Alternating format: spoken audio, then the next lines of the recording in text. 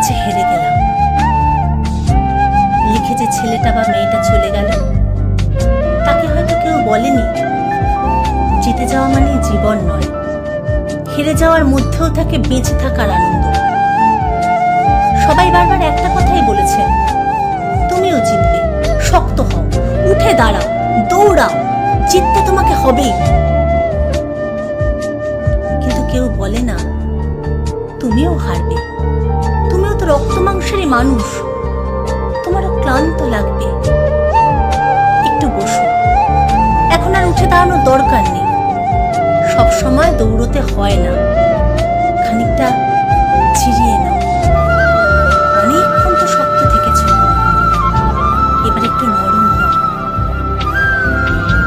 এ কথা কেউ বলে না, বলে না বলেই ফুলের মতো ছেলে মেয়েগুলো চলে যায়। কেউ প্রেমের জন্য, কেউ টাকার জন্য, কেউ রেজাল্ট বা চাকরির জন্য, কেউ বা একটুখানি স্নেহ ভালোবাসার জন্য।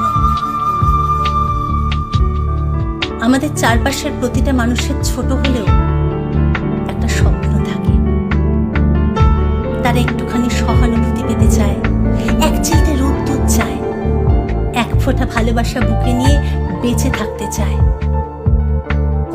মা, বাবা, শিক্ষক, অভিভাবক, বন্ধু, সমাজ, সবার কাছে অনুরোধ, জিতে যাওয়ার মোটিভেশন দেন, তাতে অসুবিধে নেই, কিন্তু হেরে যাওয়াদের কথাও একটু বলুন, তাদের কথাও একটু ভাবুন। এই পৃথিবীতে সবাই জিততে আসেনি, সবার জেতার দরকারও নেই, কিন্তু প্রত্যেকেই বাঁচতে চায়। পৃথিবীর আলো, বাতাস, জলে সবার সমান অধিকার আছে। জিতে যাওয়া মানুষটার যেমন হাসার অধিকার আছে, ঠিক তেমনি হেরে যাওয়া লোকটারও অধিকার আছে মন খুলে কাঁদার।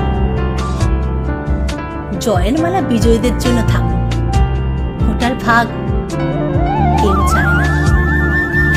তাই বলে হেরে যাওয়া মানুষটার উপর থেকে এক টুকরো মেঘের ছায়া কেড়ে নেওয়ার অধিকার কি সত্যিই কারো আছে?